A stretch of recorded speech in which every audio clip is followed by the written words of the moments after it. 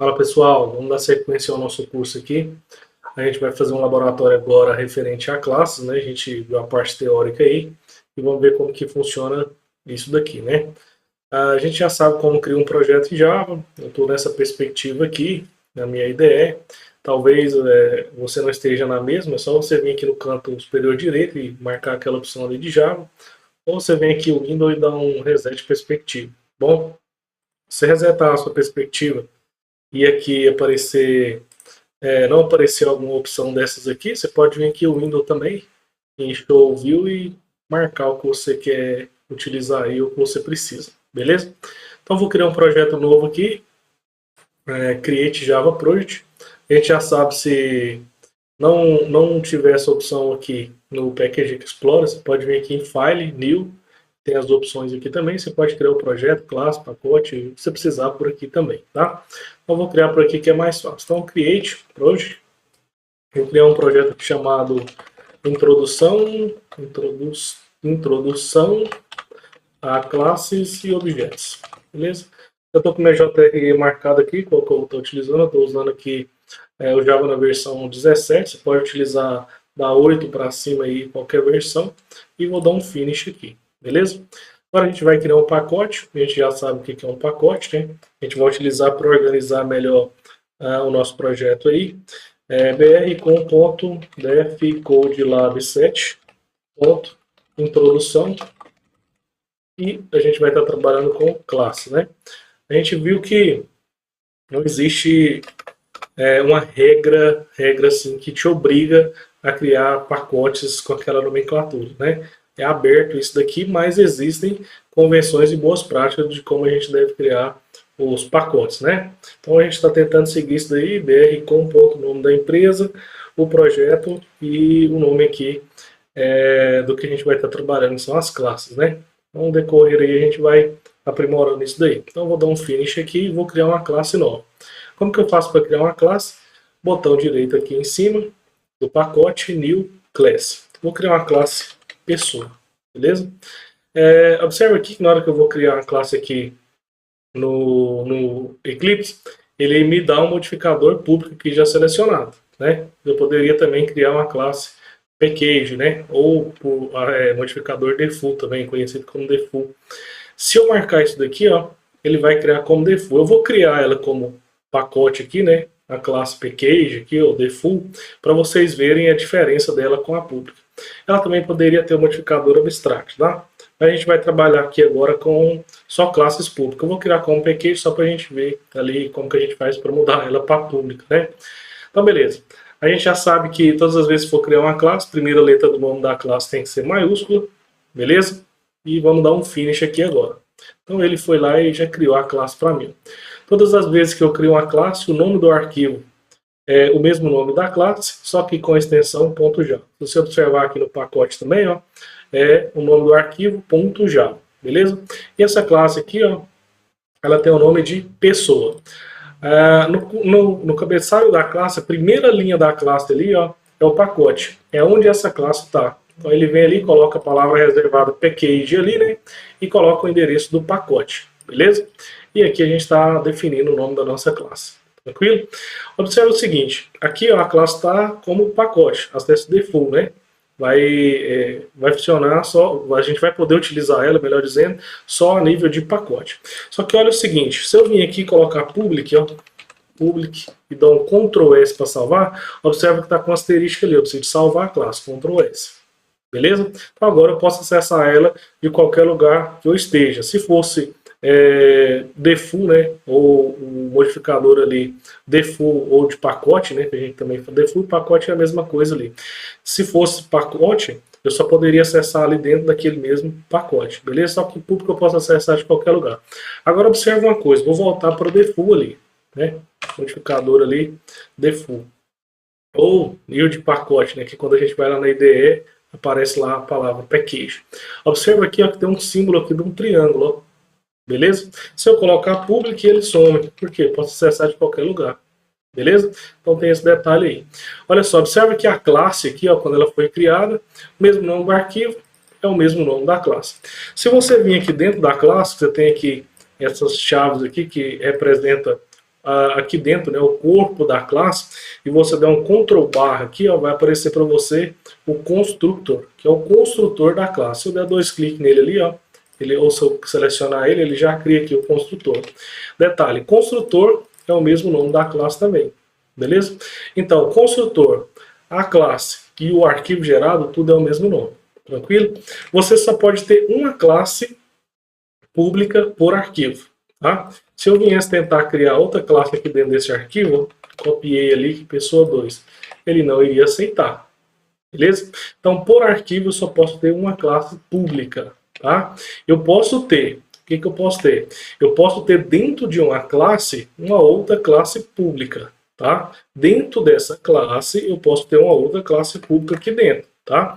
Mas dentro desse arquivo aqui, dentro do arquivo eu só posso ter uma classe pública. Agora dentro da classe eu posso ter outra, tá? Quando eu falo dentro da classe é aqui dentro, tá? Esse bloco aqui, ó, abriu chaves aqui e fechou, tá? Agora esse aqui todo é um arquivo.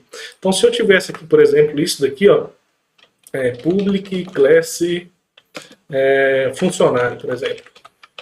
Opa, funcionário. Poderia, beleza? Eu posso ter mais uma classe dentro da pessoa, tá? Poderia também ter dentro dessa classe aqui uma classe com uma classe estática, né? Uma classe estática. Por exemplo, gerente. Poderia ter, beleza? Poderia ter também dentro dessa mesma classe aqui uma classe privada, né? Classe colaborador. Colaborador. Beleza? Poderia ter também. Tranquilo? Então isso aqui é só para você ver. Depois a gente pode até fazer alguns testes aí para a gente entender melhor isso daí, mas é para você entender o que uma classe aceita e o que ela não aceita. Beleza. A gente tendo uma classe criada, a gente pode ter dentro de uma classe atributos, métodos, outras classes, construtores, bloco de inicialização e várias outras coisas, né? Então, se eu posso ter atributos ali, eu posso definir características para aquela classe, né? O que seria um atributo de pessoa, por exemplo? O nome, né? A gente poderia ter aqui o nome, a gente poderia ter a idade da pessoa, poderia ter o e-mail da pessoa. Tudo isso são atributos, né? Atributos de uma pessoa. Só que esses atributos aqui, eles precisam de definir um tipo para esses atributos, né? Que tipo seria o atributo pessoa, né? Seria do tipo string, a idade do tipo int, o e-mail do tipo string, beleza? Então, nome eu posso digitar qualquer coisa lá dentro, a idade, o tipo do atributo ali, ele seria um int, ele só aceitaria número, e aqui string, aceitaria texto, números e assim por diante. Então a gente tem o tipo aqui, né, e o nome. Lembra que a gente estudou sobre identificadores? O nome aqui, isso aqui tudo é um atributo, né, mas isso aqui é um identificador. Algo que identifica algo, né? Nome é um identificador para identificar o nome. E a gente, quando estudou identificador, a gente lembra que tem algumas regras, né? Eu não posso, por exemplo, criar um identificador que comece com números, né? Por exemplo, 45 nome. Não posso ter um identificador assim, né? Eu não posso ter um identificador que usa algum caractere especial, tipo arroba, né? Eu não posso no começo ali. Mas eu já posso utilizar, por exemplo, o underline para sobrenome. Eu posso utilizar o cifrão, né, para dizer que é um apelido dele. Esses eu posso utilizar. Beleza? Aqui está dando errado por quê? Está falando que delete o token ponto e vírgula. A gente não definiu aqui também, ó, o tipo, né? Sobrenome seria um nome. E o apelido aqui também seria string, né? Sobrenome string e apelido string. E também, quando a gente tem uma palavra composta, a gente tem que utilizar aquele padrão camel case, né? Então, por exemplo, deixa eu fechar esse JavaDoc aqui. Eu quero o nome da pessoa. Teria uma string aqui, nome da pessoa, utilizando o padrão camel case aí, né? Então, eu criei esses atributos aqui, vou apagar eles aqui, porque eu vou precisar só de alguns, né? Vou deixar só esses 3. Só que tem um detalhe, esses aqui, ó, eles estão com acesso default, né? Acesso aqui dentro da classe, né? Não pode ser acessado só aqui dentro da classe. Só que eu quero que eles possam ser acessados por fora, né? Então eu utilizo o public aqui, ó. Public, modificador de acesso. E aí eu vou poder acessar ele de qualquer lugar. beleza? Então aqui eu tenho um atributo aqui, o atributo nome, ele tem um modificador de acesso, ele tem um modificador, ele tem um tipo, né, o tipo do atributo, e ele tem o nome, né, do atributo. Nome do atributo. Melhor, né? Identificador, né? Identificador. Então você tem o modificador de acesso, o tipo, o atributo e o identificador. Então a classe pode ter atributos e pode ter métodos também, né? Por exemplo, eu poderia gerar um método aqui para imprimir o nome da pessoa, um método para validar se o e-mail da pessoa é válido ou não, e assim por diante. Um detalhe, todas as classes em Java, elas estendem de object. Tá? Por default, elas fazem herança de object. Aqui a gente não vai ver, né, mas por baixo dos panos elas estendem de object. E todas as classes, então, elas estendendo de object, object já tem alguns métodos utilitários ali para a gente poder estar utilizando, né? Então, por exemplo, o método toString, que está dentro da classe Object, mesmo não estando explícito para a gente pode utilizar ele, porque todas as classes têm de Object. Então, se eu apertar com o botão direito aqui, ó, vir Source e mandar gerar o toString, eu posso selecionar todos os atributos ali e dar um Finish. O que o método toString faz? Ele me permite sobrescrever esse método para fazer uma impressão, né, das informações da classe pessoa, por exemplo. Então eu posso sobrescrever o toString, essa anotação aqui, override, serve para isso, para falar que eu estou sobrescrevendo o método, e aí eu imprimo uma representação daquela classe minha. Beleza?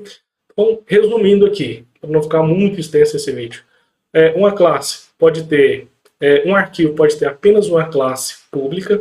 Dentro de uma classe eu posso ter outras classes, que são chamadas de classes internas, beleza? Dentro de uma classe eu posso ter atributos, tá bom? Que são as características. Posso ter métodos, que nos permite trabalhar com comportamentos. E uma classe ela serve de modelo para instanciação ou criação de objetos. Então o primeiro passo quando você vai trabalhar orientado a objetos, você está desenvolvendo um sistema, você vai criar suas classes ali. Antes de você criar os objetos, primeiro cria-se as classes, depois os objetos. Beleza? Então, nasce a classe, depois nasce o objeto. Você tem um modelo, depois daquele modelo pronto, você pode construir algo, nesse caso, os objetos. Beleza, pessoal? É isso daí, qualquer dúvida, pode mandar aí. Bom, valeu, abraço.